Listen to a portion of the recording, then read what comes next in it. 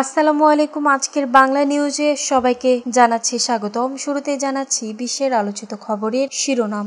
আগামী সপ্তাহে বৈঠকে বসবে যুক্তরাষ্ট্র ও ইরান, জানিয়েছেন ট্রাম্প। ট্রাম্পের ধমক খেয়ে ইরানের আকাশ থেকে যুদ্ধ বিমান ঘুরিয়ে এনেছিলেন নেতানিয়াহু। ইরান সাহসিকতার সঙ্গে লড়াই করেছে, স্বীকার করলেন ট্রাম্প। ইরান পরমাণু চুক্তি থেকে বেরিয়ে গেলে এটি খুবই দুঃখজনক হবে, জানিয়েছেন আইএ প্রধান। নাগরিকদের ক্ষেপণাস্ত্র হামলার ভুয়া সতর্কবার্তা ইসরায়েলি সামরিক বাহিনী। যুক্তরাষ্ট্রের কাছে ক্ষতিপূরণ চাইল ইরান, জাতিসংঘে অভিযোগ দায়েরের প্রস্তুতি। এতক্ষণ শুনছিলেন বিশ্ব আলোচিত খবরের সংবাদ শিরোনাম। এবার বিস্তারিত। আমাদের খবরটি যদি ভালো লেগে থাকে অবশ্যই লাইক, কমেন্ট, শেয়ার করতে ভুলবেন না। আগামী সপ্তাহে বৈঠকে বসবে যুক্তরাষ্ট্র ও ইরান, জানিয়েছেন ট্রাম্প। আগামী সপ্তাহে যুক্তরাষ্ট্র ও ইরানের কর্মকর্তাদের মধ্যে বৈঠক হবে বলে জানিয়েছেন মার্কিন প্রেসিডেন্ট ডোনাল্ড ট্রাম্প। ইরান ও ইসরায়েলের মধ্যে যুদ্ধের কারণে স্থগিত হওয়া সংলাপ ওই বৈঠকের মাধ্যমে পুনরায় শুরু হবে বলেও জানান তিনি। বুধবার নেটো সম্মেলনে নেদারল্যান্ডসে এক সংবাদ সম্মেলনে ট্রাম্প এই কথা বলেন। তিনি বলেন, আমি আপনাদের বলছি, আপনারা আগামী সপ্তাহে ইরানের সঙ্গে কথা বলবো। মার্কিন প্রেসিডেন্ট একটা চুক্তি হতে পারে। মার্কিন প্রেসিডেন্ট বলেন, ইরানের সঙ্গে আবার আলোচনা শুরুর ব্যাপারে তিনি খুব একটা আগ্রহী নন, কারণ যুক্তরাষ্ট্রের হামলায় ইরানের পারমাণবিক কর্মসূচি ধ্বংস হয়ে গেছে। ট্রাম্প বলেন, আমার দৃষ্টিতে তারা ইরান ইসরায়েল যুদ্ধ করেছিল আর এখন যুদ্ধ শেষ।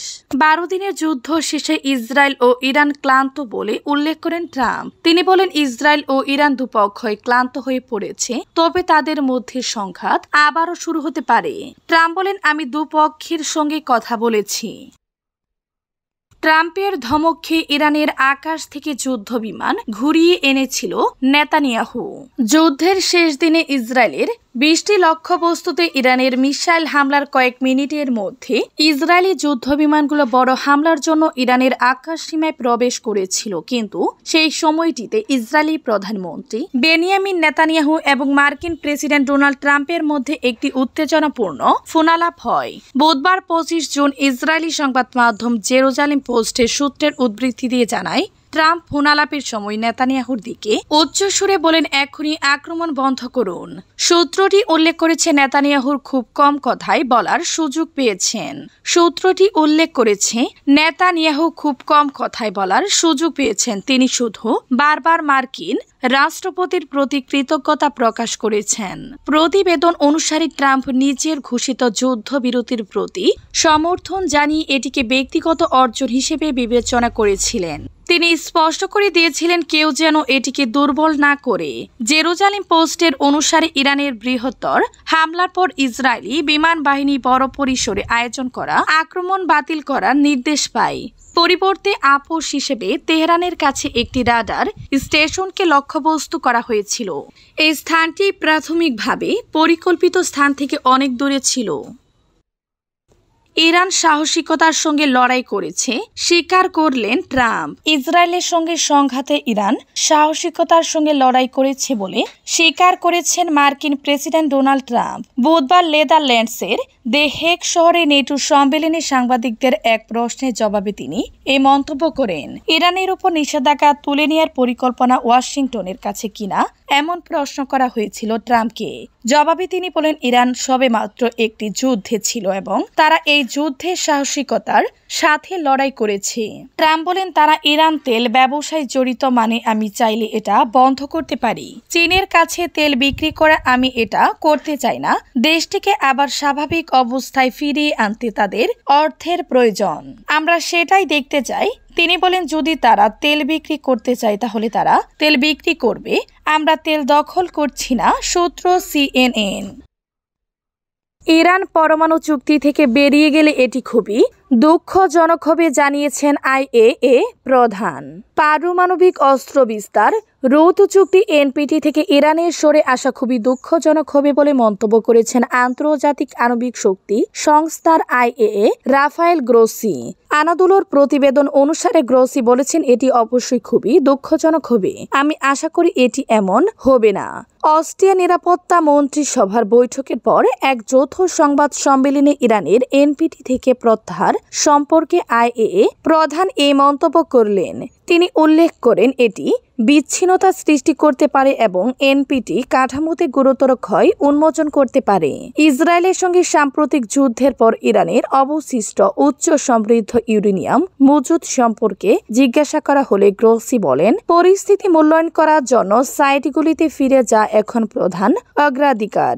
তিনি বলেন, আমাদের ফিরে যেতে হবে। এই জায়গাগুলিতে পরিদর্শকের সঙ্গে ফিরে যাওয়া সহজ কাজ নয়। আমার ধারণা হলো যত তাড়াতাড়ি সম্ভব তাদের সঙ্গে যোগাযোগ করার চেষ্টা করতে হবে।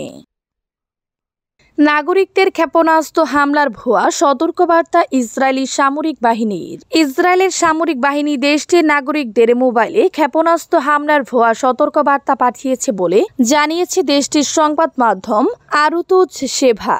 আজ বুধবার 25 জুন ভুলবশত ওই বার্তা পাঠানো হয় বলে জানিয়েছে সামরিক বাহিনী। আল জাজিরার খবরে এ কথা জানানো হয়, সামরিক বাহিনী জানিয়েছে অভ্যন্তরীণ সিস্টেম পরীক্ষা চলাকালে একটি কারিগরি ত্রুটির কারণে ভুলবশত এই বার্তা নাগরিকদের কাছে পাঠানো হয়। সামরিক বাহিনী বলেছে, কোনো ধরনের নিরাপত্তাজনিত সমস্যা ঘটেনি। ভুলবশত নাগরিকদের কাছে সতর্ক বার্তা পাঠানোর বিষয়টি তদন্ত করে দেখা হচ্ছে। এদিকে 13 জন ইরান ইসরায়েলের মধ্যে সংঘাত শুরুর পর থেকে তহবিল থেকে ক্ষতিপূরণ চেয়ে মোট 38,700টি আবেদন জমা পড়েছে। ইরানের ক্ষেপণাস্ত্রের আঘাতে ঘরবাড়ি ভবন ক্ষতিগ্রস্ত হওয়ায় ক্ষতিপূরণ চেয়ে আবেদন জমা পড়েছে 30,809টি। এছাড়া 3,713টি আবেদন জমা পড়েছে যানবাহনের ক্ষয়ক্ষতি হওয়ার কারণে। যন্ত্রপাতি আর অন্যান্য জিনিস ক্ষতিগ্রস্ত হওয়ার কারণে ক্ষতিপূরণ চেয়ে আবেদন জমা পড়েছে 4,085টি। যুক্তরাষ্ট্রের কাছে ক্ষতিপূরণ চাইল ইরান, জাতিসংঘে অভিযোগ দায়েরের প্রস্তুতি। বোমা ফেলে ইরানের স্থাপনাগুলো ক্ষতি করার জন্য যুক্তরাষ্ট্রের বিরুদ্ধে জাতিসংঘ অভিযোগ দায়ের করার প্রস্তুতি নিচ্ছে তেহরান। ইরানের উপ পররাষ্ট্রমন্ত্রী সাইদ খাতিব জাহেদ আল মায়াদিন টিভিকে দেয়া এক সাক্ষাৎকারে বলেন, ইরানকে পারমাণবিক স্থাপনায় হওয়া ক্ষতিপূরণ ওয়াশিংটনকে দিতে হবে। গত 13 জুন ভোরে ইসরায়েল ইরানের বিরুদ্ধে বিমান হামলা চালিয়ে আগ্রাসন অভিযান শুরু করে 24 ঘন্টারও কম সময়ের মধ্যে ইরান প্রতিশোধ নেয়। এরপর ইসরায়েলি হামলার জবাবে পাল্টা হামলা চালায় ইরান। 22 জুন ভোরে মার্কিন বোমারু বিমানগুলো 3টি ইরানি পারমাণবিক স্থাপনায় আক্রমণ করে। পরের দিন সন্ধ্যায় তেহরান কাতারে অবস্থিত এই অঞ্চলের বৃহত্তম মার্কিন সামরিক বিমান ঘাঁটি আল উদেইদে ক্ষেপণাস্ত্র হামলা চালায়। এরপর 24 জুন ট্রাম্প ঘোষণা করেন ইসরায়েল এবং ইরান যুদ্ধবিরতিতে সম্মত হয়েছে। ইসরায়েল ঘোষণা করে তারা মার্কিন প্রস্তাবে রাজি। পরিবর্তে তেহরান জানায় তারা তেল আবিবকে আগ্রাসন বন্ধ করতে বাধ্য করে বিজয় অর্জন করছে। সাইদ খাতিব জাহেদ বলেন, 24 জুন কার্যকর হওয়া যুদ্ধবিরতি যুদ্ধ বন্ধ করে দিয়েছে